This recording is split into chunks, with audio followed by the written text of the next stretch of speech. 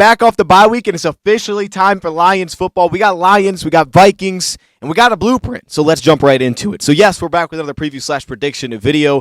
Also, use code DOSE when you sign up with my bookie. We will get them a shout out a little bit later, the sponsor of today's video. But we've got a great matchup. We got a divisional opponent and a team in Minnesota that's coming off a few losses, so energy's down a bit, but they're getting healthy in a very key position at offensive tackle. I'm expecting both of their tackles to be available this weekend, and I truly think it changes everything about this offense. Obviously, having J.J. McCarthy versus Carson Wentz changes a lot as well.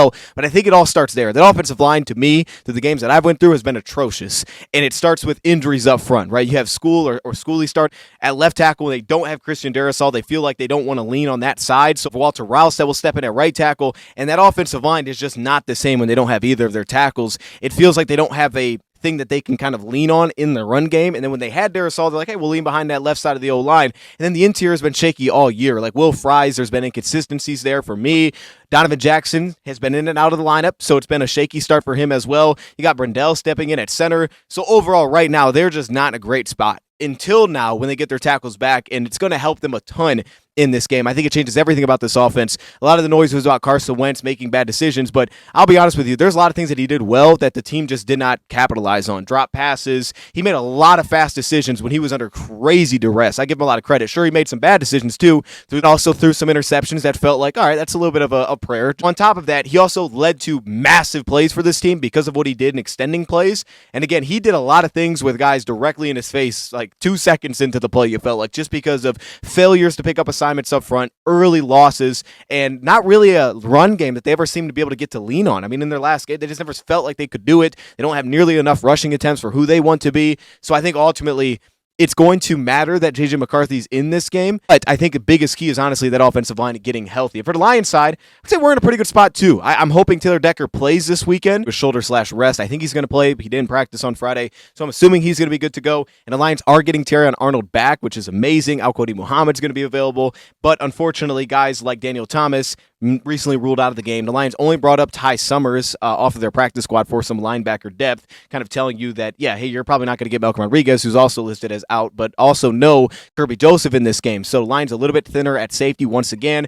but they are getting Brian Branch back, who's typically a massive player against this team, and there's one area that I kind of focus on him for this week. But with that being said, let's jump right into it. Vikings offense, Vikings defense. I want to start with that Vikings offense first, because as noted, I think both offensive tackles playing changes the complexion of how this game plays out, and I think it could change the run game the most, which is the biggest difference from what we've seen between Minnesota last year when they were playing well and when we've seen issues so far this season. It's just not something that they've been able to lean on, and I think that's changed everything for their offense. Now, we get to this run game specifically, I still think a majority of what they do is kind of the outside zone run. It's a consistent piece of their offense, and having Darrisaw back, I think they'll be pretty balanced with both their tackles, but I think they're going to try to lean on that left side, really get behind Donovan Jackson, not ask him to run too far and kind of reach block consistently, because I think you've seen issues there with Donovan, and I think they want to lean behind some of his power at the point of attack with a guy like Darrisaw next to him and find success running those outside zone runs a lot in this game. And because of that, the key is going to be, how do you handle Darrisaw? Because I didn't think he was electric last time he was run blocking, and I thought there was success that DNs had against him,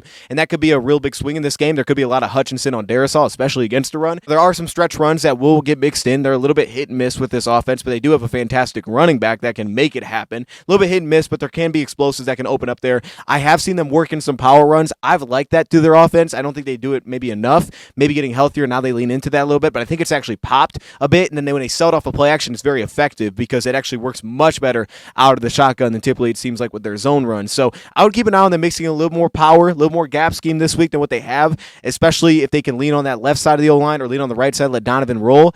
I think that's been an interesting element to their run game that has found success. They haven't leaned into seemingly a ton. And then you'll get a little bit of counter run. You'll get a little bit of straight downhill inside zone run as well. But I don't think that's the strength of their team, so I don't think they lean into that consistently. But interesting thing is, too, is they play a little bit lighter personnel, and because of their injury report, tend to expect that to continue this weekend. Coming without Josh Oliver is another key to this game. Josh Oliver, to me, looks like by far their best blocking tight end, especially when you just compare him and Hockenson. They'll do some 12. They do a lot of 11 personnel, and I expect we'll see that a lot in this game as well. Benjamin Yurosek may get in a little bit as a second tight end, the rookie out of Georgia. But for them, I think Oliver is a very good run blocker. I don't think Hawkinson is at all. I do look at that matchup. If they're going to lean behind Hawkinson at all in this game on the strong side of some of the run plays, I think that's a matchup you have to be dominant as well. And I think a guy like Al-Quadi Muhammad could be dominant in that matchup. I don't think we need a ton of size for that to be the case. So maybe they mix in some 12 personnel at times. Maybe they take them off the field if they know they're going to lean into the ground game. And of course, that can set up play action off of that as well. So within this run game, I do look at a guy like Will Fries as a big addition that's been inconsistent this year. I think we should win against Brandel, but I really look at a guy like Will Fries, Lee McNeil getting a matchup, Ty Leak, DJ Reader, whoever may be up front as an area that we need to win. It really does start with the interior. I think that's the area that we need to be really good in this game. You got a young Donovan Jackson, but getting healthy at tackle, I expect them to lean on that and try to get these quick hitters going in their run game specifically. Now, let's get to this pass game offensively for them as well. And this pass game, what Dan Campbell said, it may be a little bit more kind of simplified to the perspective of, hey, let's make it pretty clear for him so he can get the ball out. And on top of that, let's also maybe try to limit some of these turnovers. But I think by the way Lions may end up playing this game defensively, you may get some real aggressiveness. This one Sunday is like a normal Sunday for all NFL fans. And there is this one app that rules them all. And its name is MyBookie. But today was different. Today, no NFL fans were in their seats. All living rooms were empty. Well, not totally. There was one NFL fan there, and his name was Dose. He was there to remind you. If you are new to MyBookie, use our code, and any bet you choose up to $500 is fully covered. Make your play, and if it doesn't hit, you get it right back when you opt in using your bet back bonus token. He was the only one there. Because at 12:59 p.m. Eastern on Sunday, every other fan stood up off their seat, walked downstairs, opened their front door, and ran for MyBookie. For survivor pools, same-game parlays, prop bets, and in-game lines. And with MyBookie, there was no better place to play. No one ever missed another opportunity to get in on the action. Football's back. Let's make some money with MyBookie. This is still a very sound offense. They pick up on indicators very fast. You watch them against Philadelphia, and very quickly they recognize, hey, they're giving a lot of cover 6, a lot of cover 4. They started mixing an RPO game to that, and they found success. They had a stretch RPO that popped for like 18. They made it very simple, and some of them just look too easy. You're like, man, if you just show them the shell and you just sit in that, they're just picking it apart. It's way too easy. I think one thing's for sure, especially against JJ, but even if it was Wentz, I think you definitely have to do a good job of rotating safeties. I think it has to be in play. And I also think you definitely need in this game, and that's post-snap, but you definitely need in this game is some simulated pressure looks. Even if you're not going to blitz, simulate some pressure up front, cause some chaos and cause some confusion, get pressure in the face of McCarthy pushing backwards. I think just rushing 4, you can have success, but I think it does change a lot once you get those 2 tackles healthy. And I think you can get success there, but I think there's no reason that you don't have some sort of simulated moves and some sort of simulated looks up front, especially on second down and beyond, especially on any kind of passing situation. And again, I think some of these disguises, especially up front, can be very successful, especially if we're going to send some of these softer looks where they're expecting some pitch and catch opportunities. Like this, for example, you showed the double A gap look, you drop out, and you're actually dropping the linebacker into a much wider zone here to just undercut the spacing you're trying to create, and it takes away their first option. After that, everything gets kind of messy.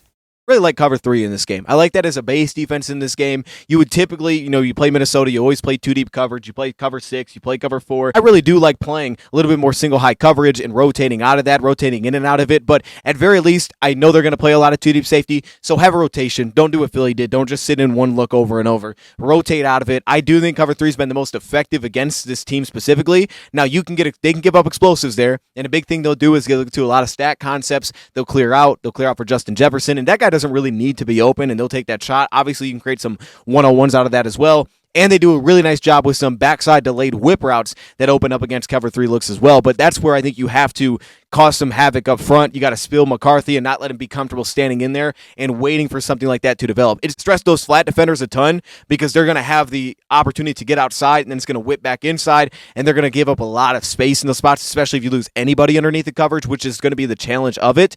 But I do like that coverage ultimately in this game because I feel like it's found the most success against this team. A couple of the concepts that I look for there is, bench on one side, hitch dig. That's been kind of a go-to. It's a staple for every offense, but it's something they found a success success with, right? You get that outside corner one-on-one. You get right in front of that middle field post safety. That's been successful. They have a deep curl routes they use, a lot of out routes, a lot of deep curl routes, as you'll see here as well. And they also have ran, a fake screen against this look too. But keep in mind too here is that this is a team that runs a lot of, it's just kind of random, we'll get to it, but a lot of like out and up routes with Naylor. They do have a lot of vertical looks in their passing concepts. They have a lot more faster answers if you're sitting in some too deep coverage, and we're going to talk about that here. I think they do a lot of half-field reads, specifically offensively, which finds a lot of success getting the ball out quickly. You sit and kind of cover 4 defensively, and they do a nice job here. They've seen them open it up with RPOs with versus cover 6 as well, but this is where you'll hit your deep out routes, your deep curl routes, your vert post, your RPO looks, and for me, their ability to create explosives off of these 2 deep looks has been the biggest surprise. Like, they have been willing to attack it. They know how to clear out safeties,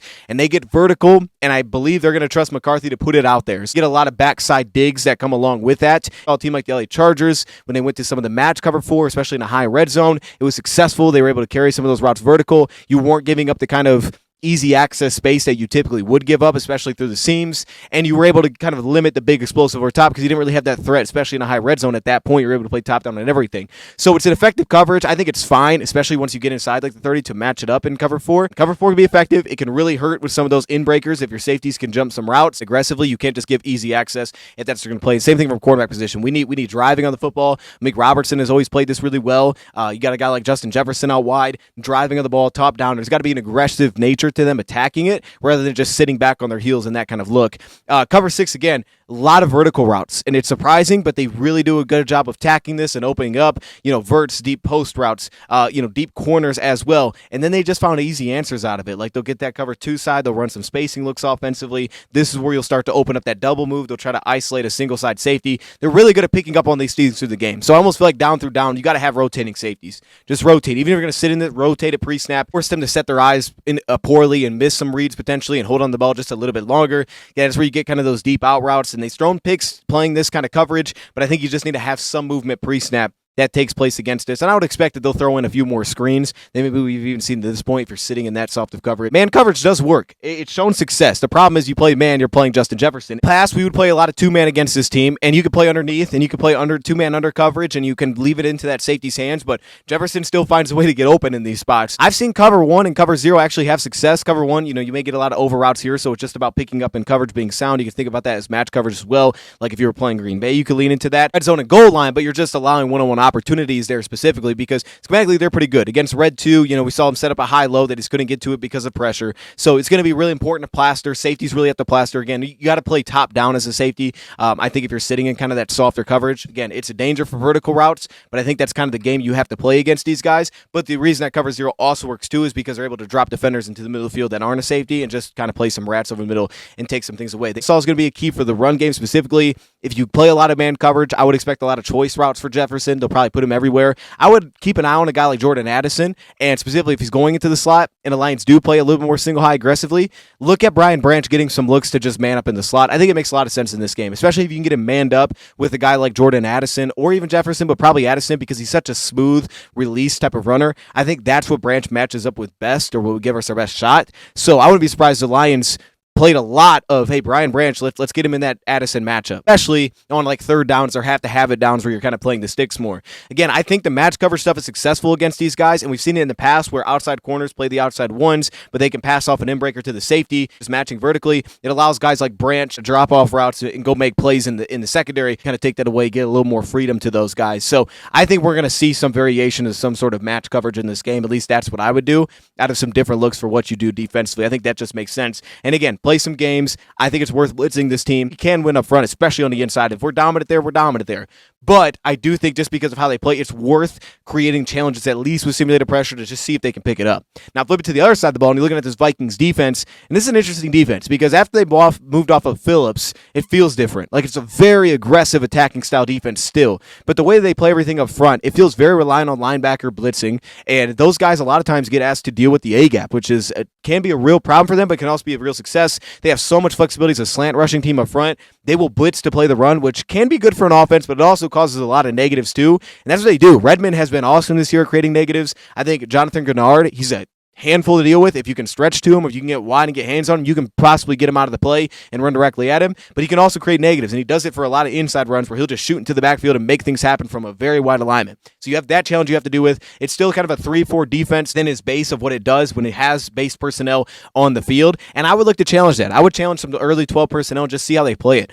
We've seen this season, they came in that Philly game against 12, and they were sitting in at that point to the game in some nickel coverage, and Philly was like, all right, we're going to gash them a bit here. And then they finally went to base, and it was a negative defensive play. I would want to challenge them to that to just see how they're going to respond to it. Are they going to sit in nickel and give us that running opportunity? I would assume not.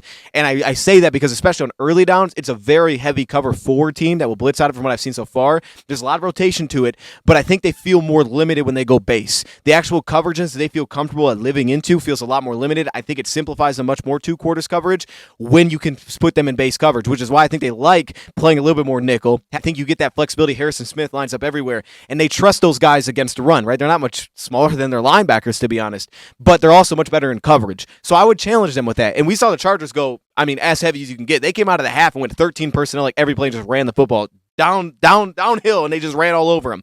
You can do that. That's an option. The Lions may just be like, that's going to be us today, or some jumbo package. But I would at very least challenge them with some 12 and just see how they play it. See if you can open up the run for that. And it's going to be a lot on Goff's shoulders in this game for the run game. I think he's going to have to do a lot of pre-snap checks likely in this game, a lot of getting the run to the right side of the field. This is a team that will overload a side. They'll put their linebackers in a tough spot to, hey, you got to deal with this A-gap now. You got to attack these backers that are trying to get downhill. And you have to attack the idea that they're going to blitz. It makes them a very pure single gap type of team up front where they're attacking. It opens up a lot of slant rushing opportunities. We know against these guys, they'll send their linebacker from off ball late onto the line of scrimmage, and then they'll slant down off it. So if you run that way, bam, there's a negative. Or on the backside, someone's free coming through. So you're going to have to, as an offense, be really good with hard counts, creating some movement pre-snap, trying to get those indicators where it may go, attack those backers that have to play inside gap specifically. And look, if you want to get downhill against these guys, I think you can. I think in theory, this could be a Dave Montgomery game because I think, one, you go at Javon Hargrave all day long if you can, try to push him around double teams. And I would say the same thing with Levi Drake Rodriguez.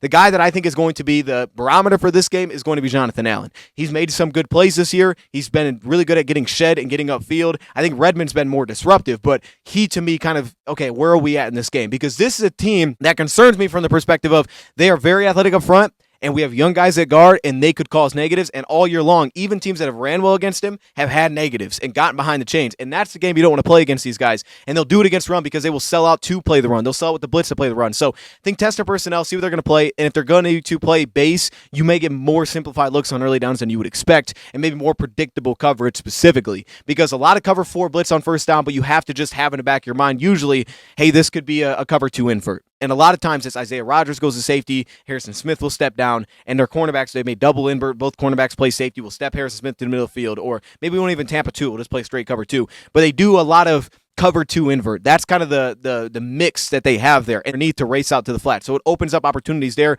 for catch and run, even though it's not quarters. And if they are in quarters and they blitz a lot out of it, like we mentioned, you have a lot of space underneath to work, a lot of space. But they cover well, so you have to find someone to get to. But if you can find somebody with that blitz, because a lot of times they're going to take your running back out of the play, which makes it difficult. If you can get in somebody's hands, we can go. The problem is they make it difficult because they're going to make your running back stay in a pass pro. And Dave Montgomery has to be better in this game. Like, I want it to be a Monty game, but Dave Montgomery's got to be a better pass protector for us in this game. And I think inside zones can be very effective.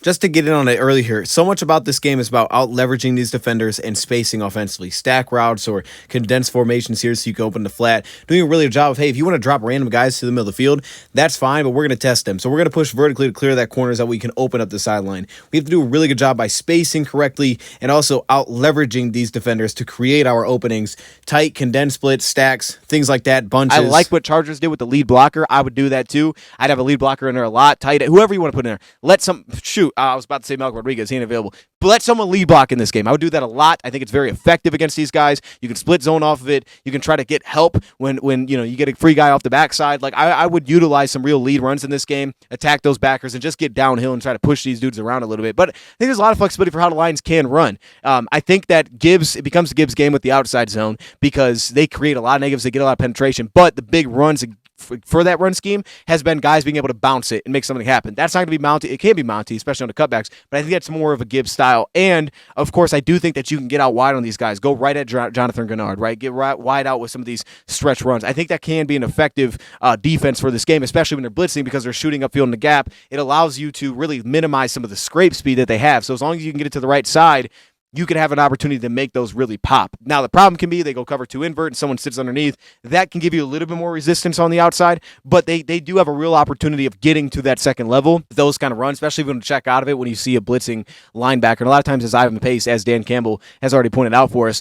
We get to some of these second down looks, right? Second down is short. I think their third down, you see a lot more man, right? A lot more cover 1, specifically third down and long, third down and medium, a lot more cover 1, robber, 2-man, 1 blitz. So a lot more man situations. Philly had a great pick play. It was very blatant, but I think you implement those in this game. I think you utilize some pick plays. I would be very open to that because it works against these guys. One of the biggest challenges you'll notice with this team is because they all sit very heavy outside leverage. They can either bring a safety in or they'll drop out middle field defenders. So the idea can be, well, what if we just leaked the running back and then we ran our receivers inside and ran them off and we allowed Gibbs to catch a run? It's possible. Maybe you can create some clearance. If a linebacker try to pick him up, then you don't have to allow him to pass protect, and you can get out to the flat and just catch a run, maybe on a short yard situation. But I also look at it as, okay, attack that. So use speed in the slot, put J-Mo in the slot, get him out of that coverage, run a deep fade with him, right? Do the same thing with Tesla.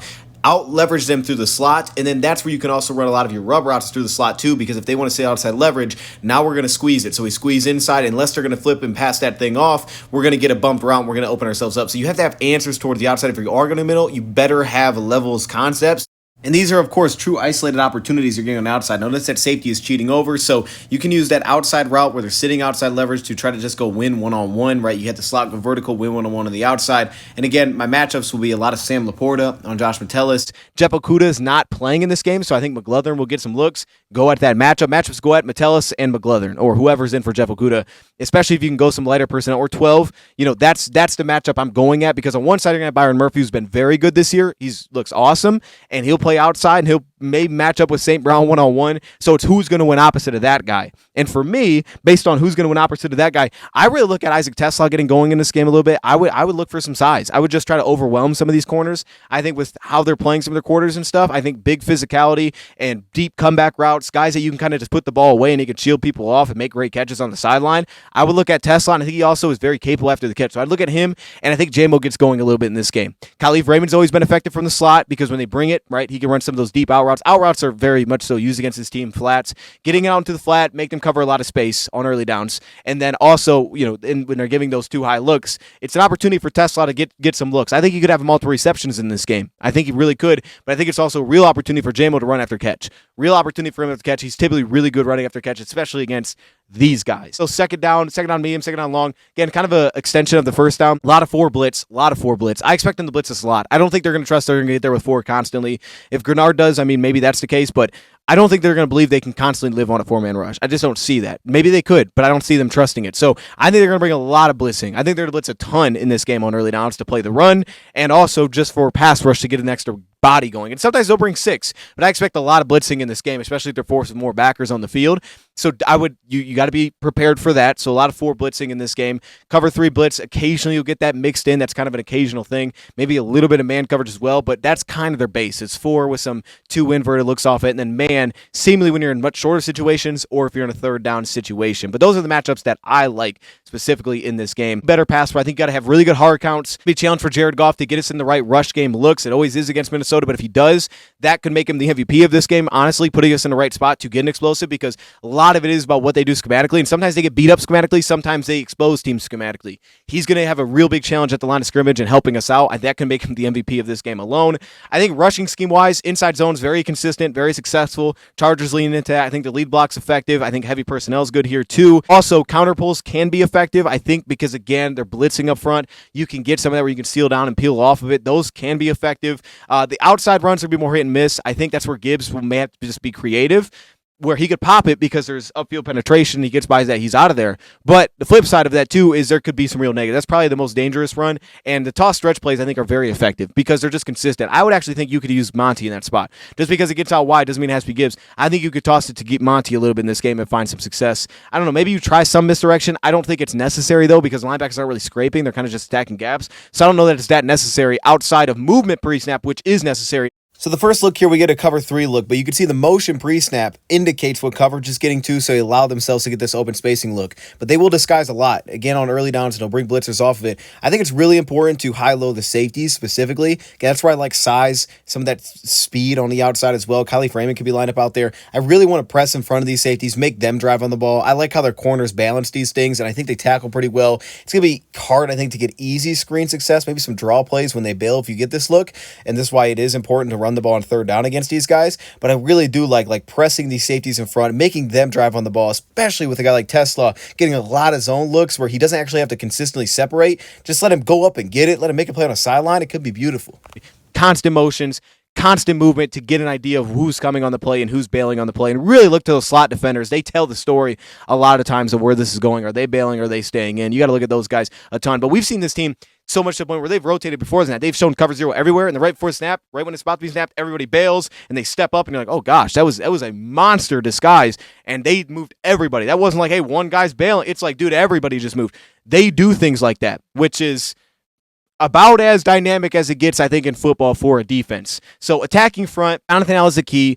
Redmond's the guy you got to slow down. Attack Levi and Hargrave. Gennard is the key for, just being maybe their best defensive player. And, they still have Harrison Smith, who's still very smart. He does a really good job in coverage, stepping down on routes. I think Isaiah Rodgers, you really want to attack him when he's in off-coverage assignments. I think you definitely do. And you could do that with Jamo. You could do it with speed on the outside. I think you do that by release types in terms of, hey, okay, let's stack him, or let's get him off the ball. Let's get him really tight to the line of scrimmage so we can get an off-coverage look here. And that's how we're going to go at him specifically. I think alignment's going to be really key to get Jamo some looks here. Limit underneath, so it's catch and run opportunities that are definitely going to be there for us this game. But Goff may have to move the pocket a bit because they're going to be sending it at the pocket. So on early downs, you may have to boot out, you may have to roll out, get him out of the pocket, give him some opportunities to really get out and run, because if you leave him in the pocket and the ball's not out quickly, you could have some negatives, right? So even some shotgun rollouts, that kind of thing could be in play in this game to kind of just slide him through the pocket rather than leaving him just standing there, because that could be an issue in this game. Unless you're Philly and you don't allow any pressure, but Philly, they weren't getting blitzed for whatever reason. I think they're going to bring it against us. So I wouldn't have an issue to moving the pocket a bit for Goff. Overall, I think we're going to do pretty well offensively. I think we're going to have negatives. I think Minnesota offensively is going to come out. I kind of think they're going to score on their first drive. The question is, do they sustain that through the game is where I'm at. Right now, I'm kind of bouncing around. I like scoring more because I think we play a little bit more of aggressive style in this game. Maybe we don't. Early, I was like, 27-17. I think we're going to be more aggressive. So I'm going to give us 30, and I'm going to say at home. And I'm going to say Minnesota. I'm not sure between 17 and 24. I'm in that range right now.